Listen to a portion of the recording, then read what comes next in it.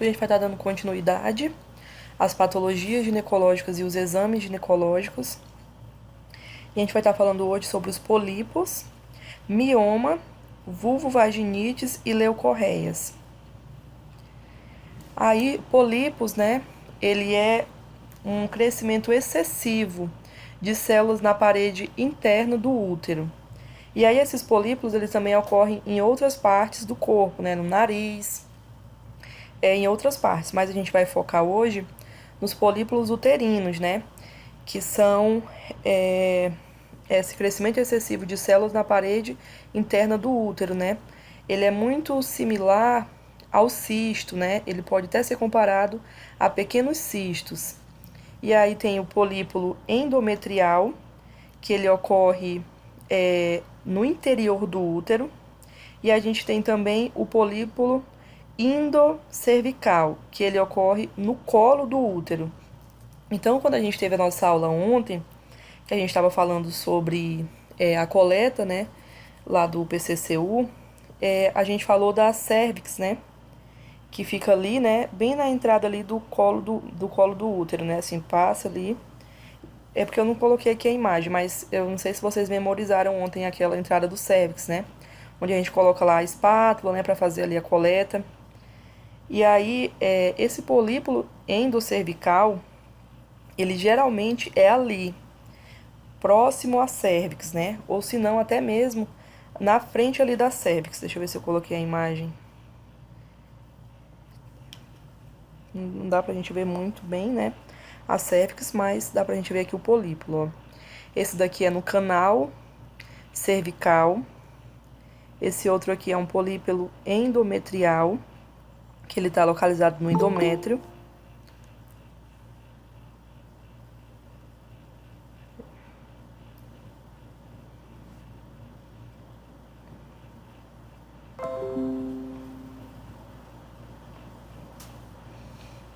Desculpa.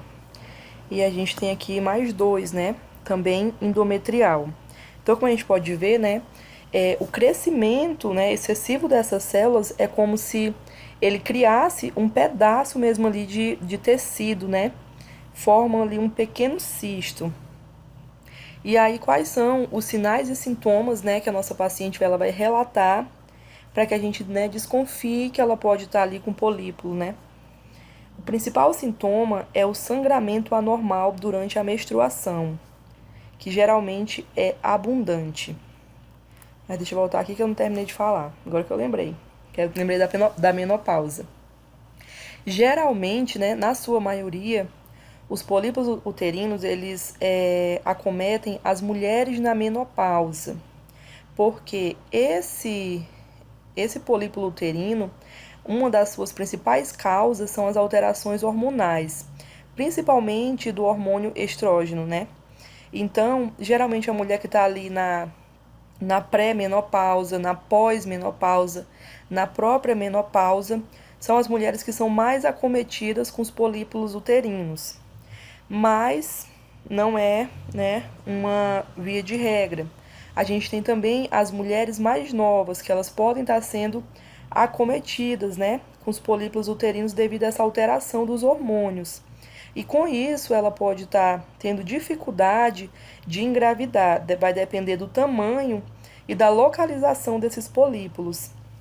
E aí, a gente pede, né, que essas mulheres elas venham fazer uma avaliação no ginecologista a cada 6 meses, né, para se investigar se esses polípulos eles estão diminuindo, se eles estão aumentando.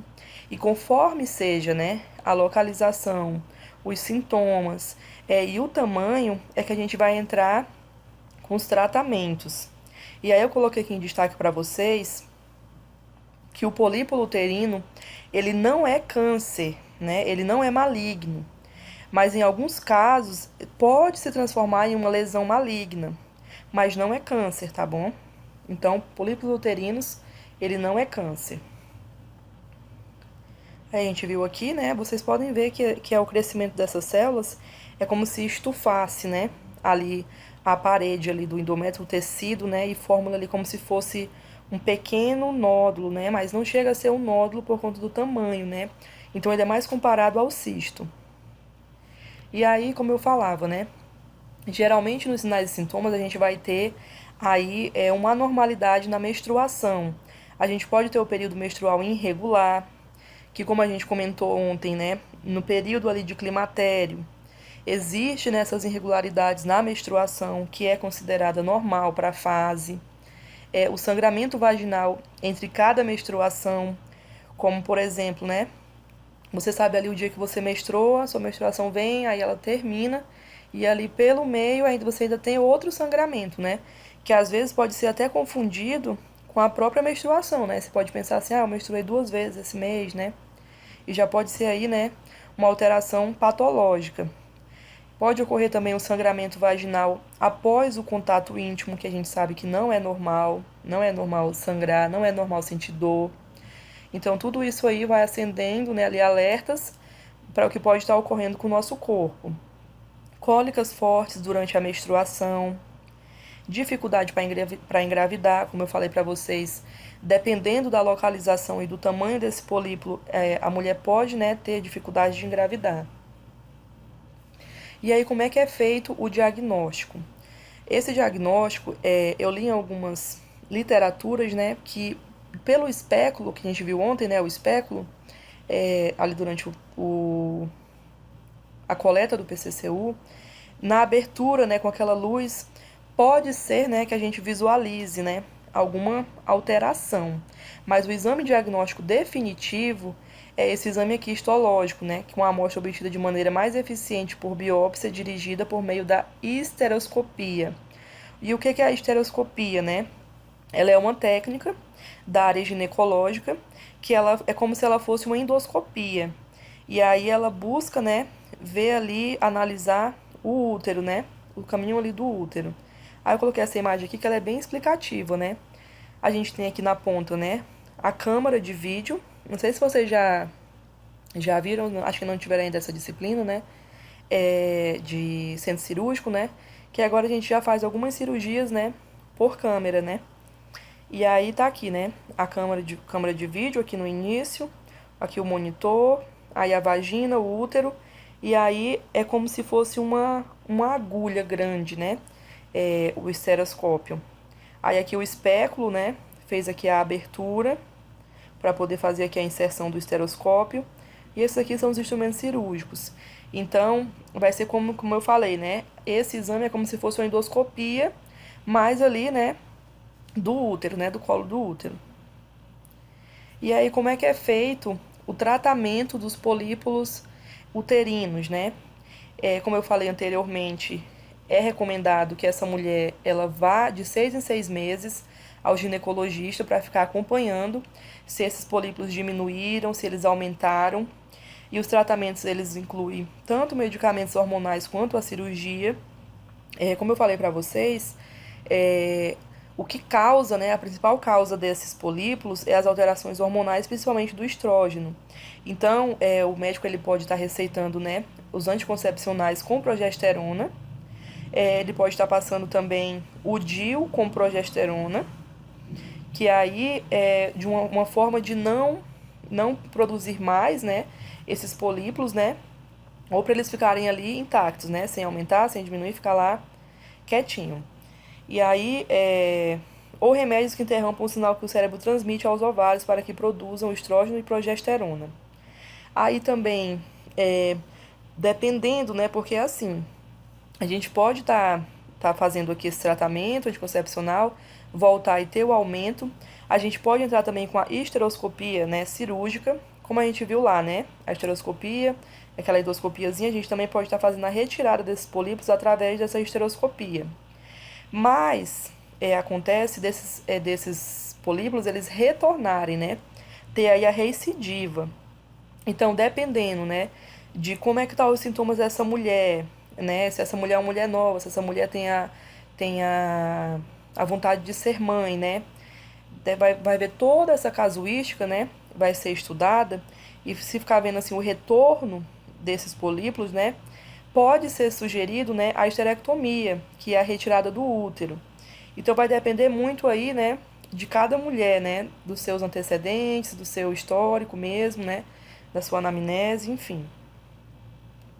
E agora a gente vai estar falando sobre os miomas. Então, vamos anotar aí, né, as diferenciações, né? O polípulo ele é um crescimento excessivo de células na parede interna do útero, né? Como eu falei para vocês, ele é comparado ali a cistos. E agora a gente vai falar do mioma. Já o mioma, também conhecido por fibrose uterina, assim como a endometriose, acomete as mulheres em idade fértil. O mioma, chamado também de fibroma do útero, é um tumor benigno que afeta cerca de 50% das mulheres. Consiste em uma desordem hormonal também, né?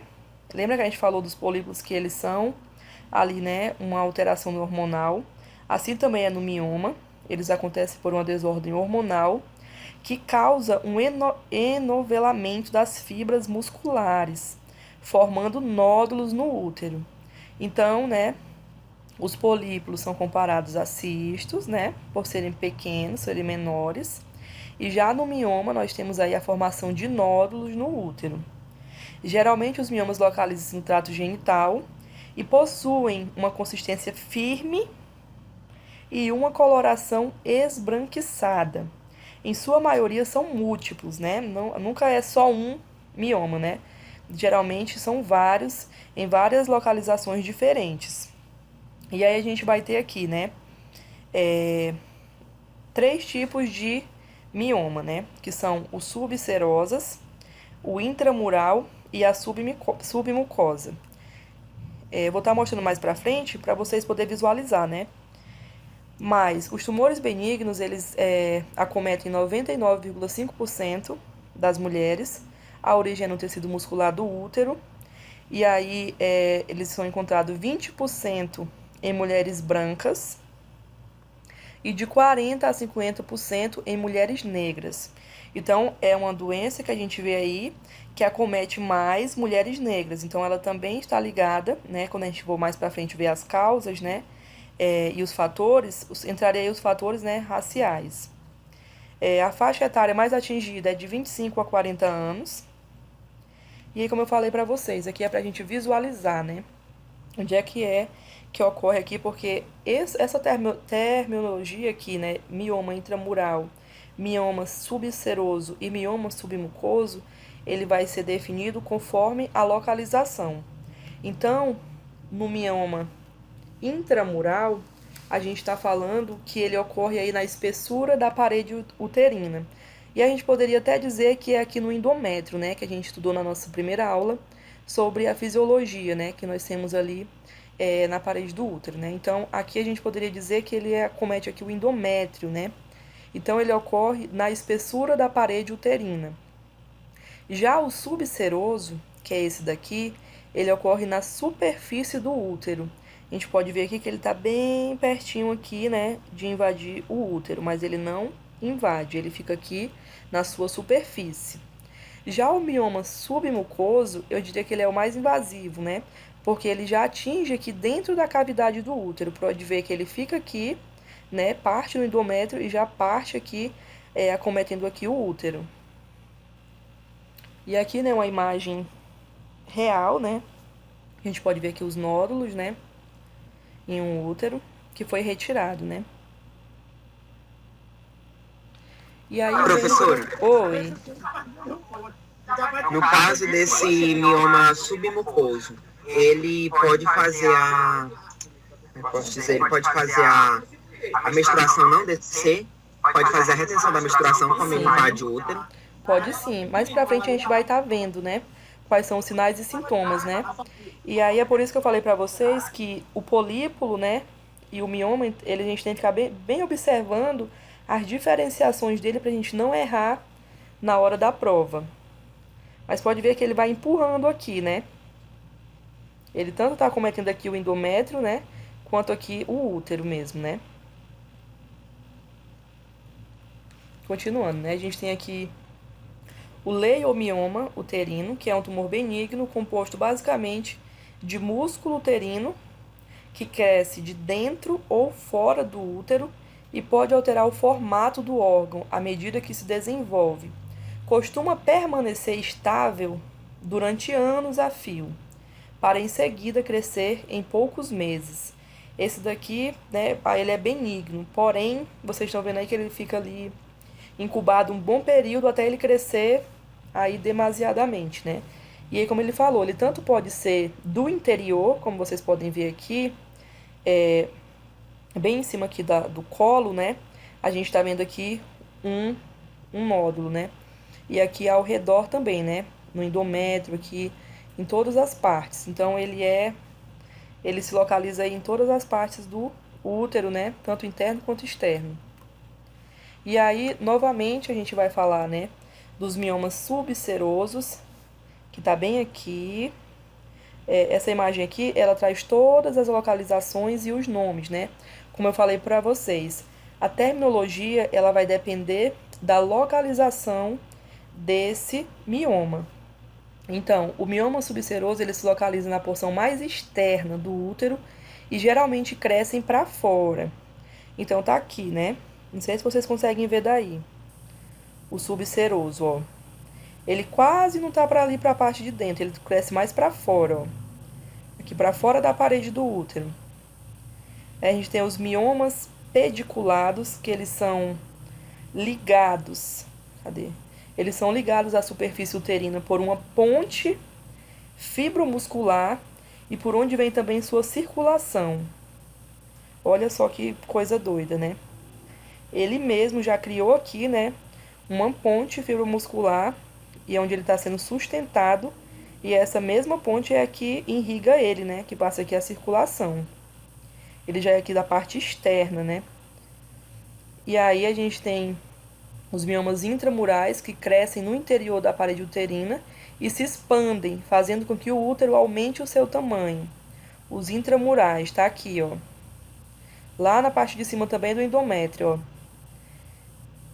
Aí os miomas submucosos, que ficam na parte mais profunda do útero, bem por baixo da capa que reveste a cavidade uterina.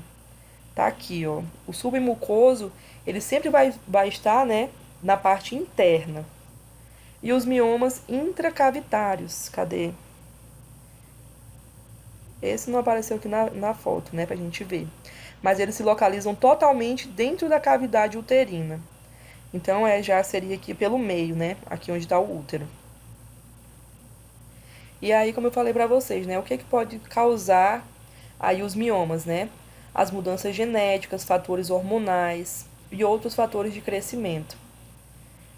Quais são os fatores de risco? Hereditariedade, raça. Lembra que a gente viu lá, né, que 40 a 50% das mulheres negras são acometidas e já as mulheres brancas são 20%. Então, a gente tem aí essa questão da raça. E aí, quais são os sintomas, né?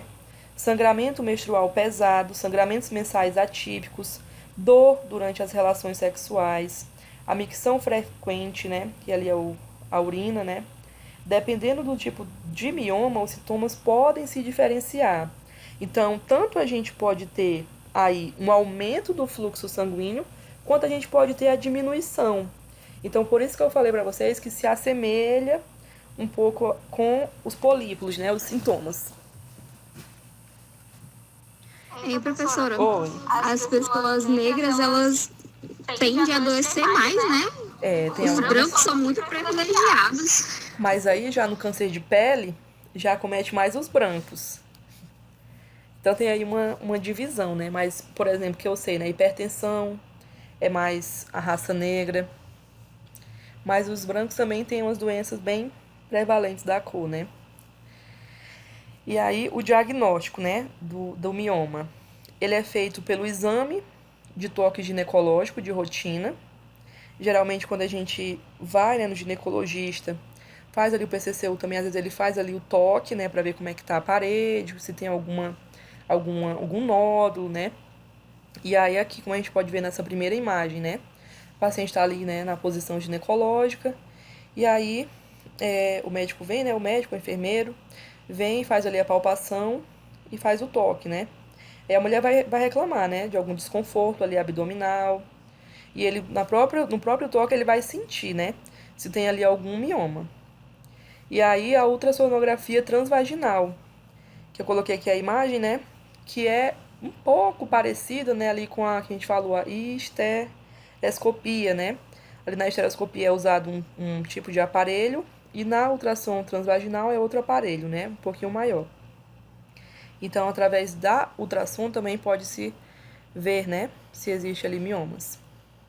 E aí, como é que é feito o tratamento? O tratamento ele é muito parecido com o dos polípulos também, né? Ele vai ser medicamentoso, né? O médico pode estar aí receitando os anticoncepcionais, o DIU de progesterona também. A miomectomia, né? Que é a retirada desses miomas. E aí, como eu falei, né? Esses miomas, eles tendem a ter a recidiva, né? Então, ali o paciente fez a cirurgia, tudo direitinho, daqui 6 meses, quando ele retorna, já está tomado de mioma de novo. Então, dependendo da idade, né, dos fatores e tudo mais, a gente vai indicar aí para essa paciente uma esterectomia, né, que é a retirada do útero, que ela pode ser total, né, ela pode ser radical, como vocês podem ver aqui. Onde tem esses pontilhados, né, é onde vai ser retirado aqui o útero, né. Aí aqui tem a incisão, né, a incisão transversal, que é como quando a gente vai parir o menino, né, em cesárea, faz esse corte, e a incisão vertical. Aí a gente vai entrar agora e falar sobre as leucorreias e as vulvovaginites. E o que são as leucorreias? É o aumento do fluxo vaginal, popularmente chamado de corrimento. Aí lembra que eu falei para vocês na nossa primeira aula, né? Que existem os corrimentos patológicos, que são aqueles, né, que são as doenças, e existe os corrimentos fisiológicos, né, que são normais da mulher. E aí até ultimamente, eu não sei se vocês têm visto, mas tem saído muito, né? Agora tá vindo com força essa educação em saúde sobre que o corrimento é normal, né? Às vezes a mulher tem ali uma calcinha preta que ficou manchada, né? E aí agora a gente já entende que aquela mancha é porque o pH, né? Ele é ácido, o pH da vagina. Então tudo isso, né? A gente vai vendo aí o que é dentro do padrão normal e o que é dentro do padrão patológico. Então aqui ele ressalta, né? É importante a diferenciação do que é considerado fluxo vaginal normal e patogênico, que é o que eu acabei de falar. E aí, o fluxo vaginal normal é constituído de secreções de glândulas vestibulares, Skinner e Bartholin. Lembra que a gente falou também sobre essas glândulas, né? Que inclusive uma dessas glândulas ela é responsável, né, por lubrificar ali a vagina, né, durante o ato sexual. E aí a gente tem aqui, né, o muco cervical, que geralmente, vocês estão vendo aqui na imagem, né? Esse muco cervical, ele é transparente e ele é assim, como se fosse ali mais consistente, assim, né? Esse daqui é geralmente o muco que é da fertilidade, né? É indicando que a mulher ela tá entrando ali no período fértil. Então, esse líquidozinho que sai, né? Essa secreção, ela é normal. E a gente tem aqui também, né? Às vezes a mulher tem ali um corrimento branco, que não tem cheiro, ela não tá sentindo dor, né? Durante as relações, ela não tá sentindo dor no baixo ventre. Então, tá tudo normal, né? Então, é um corrimento não patológico.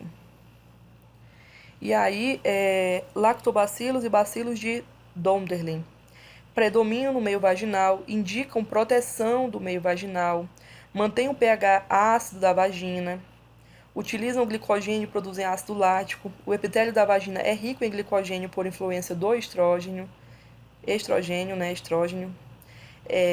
E aí entra aquela questão, né, que tem mulheres que compram aqueles sabonetes, né, próprios ali para lavar a vagina. E aí muitos médicos, né, falam que não é correto, né, que a gente não tem que ficar usando produtos, né, porque é exatamente tudo isso aí que eu tô falando para vocês que fazem a proteção da vagina. Então, muitas vezes a mulher que ela lava muito a vagina, ou que ela faz uso desses produtos, ela acaba alterando o pH da vagina e com isso ela vai acarretando aí infecções para ela. Então, é por isso que os médicos, né, eles não indicam. Aí, o que pode estar acontecendo? A diminuição dos estrógenos. A infância e menopausa leva à ausência de bacilos, não é patológico, porém facilita a infecção. Secreção vaginal fisiológica se altera. influência hormonal, orgânica ou psíquica, atividade sexual. Varia a quantidade e qualidade de acordo em cada mulher. Aí a gente tem a mucorreia, que ela também é considerada, né, não patológica. É ali a mulher está tendo uma secreção vaginal acima do normal, mas ela não apresenta inflamação vaginal, o muco é claro, é límpido, não tem cheiro.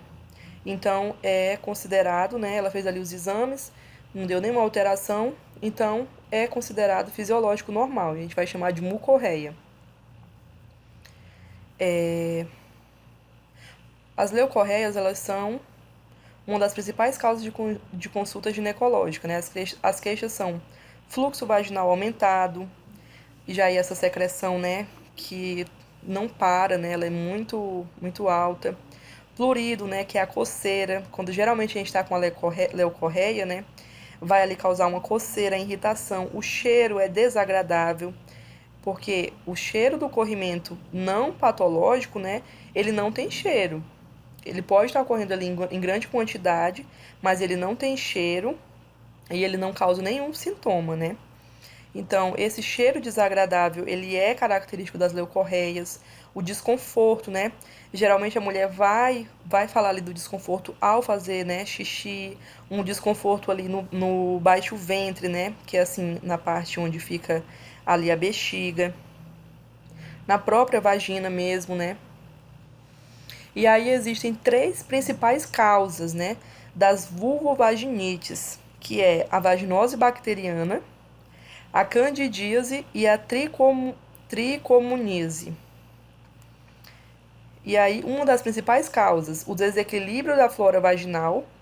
E aí, como eu falei para vocês, essa questão de ficar lavando, né, muitas vezes a vagina, usando determinados produtos, né, pode acontecer de fazer esse desequilíbrio da flora vaginal, diminuição da ausência dos lactobacilos, aumento dos leucócitos e aumento de bactérias.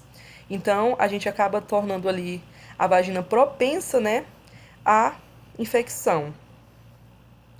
E aí a gente vai estar falando hoje sobre a vaginose bacteriana. A vaginose bacteriana é uma síndrome clínica que acontece no desequilíbrio da flora vaginal normal, redução ou ausência dos lactobacilos, aumento de bactérias anaeróbias. 40% das vulvovaginites são vaginose bacteriana.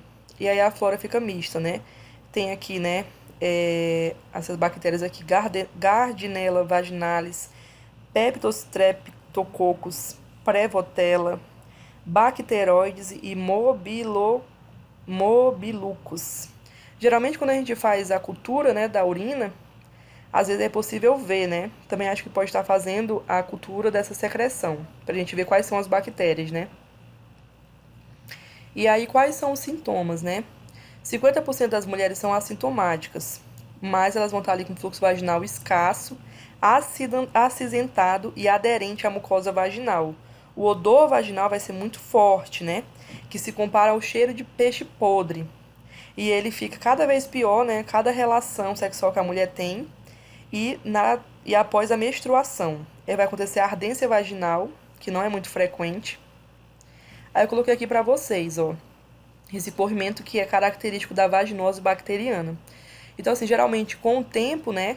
Quando a gente está ali na prática mesmo, na clínica, quando a paciente chega, já devido ao cheiro e à cor do corrimento, a gente já sabe qual que é aí a vulvovaginite, né? A gente já sabe detectar quais são delas, né? Então, vocês estão vendo aí, né? Pra mim que isso aqui é meio amarelado, né? Mas eles dizem que é acinzentado, né? Aí, quais são os critérios? A gente vai fazer alguns exames. Na enfermagem, né? Na salinha de enfermagem da Unidade Básica de Saúde, é disponibilizado. Eu ia colocar aqui a foto e acabei esquecendo, mas depois eu vou mandar para vocês. A gente tem realmente o teste, um testezinho que coloca ali, né, a secreção para poder ver qual que tá o pH da vagina.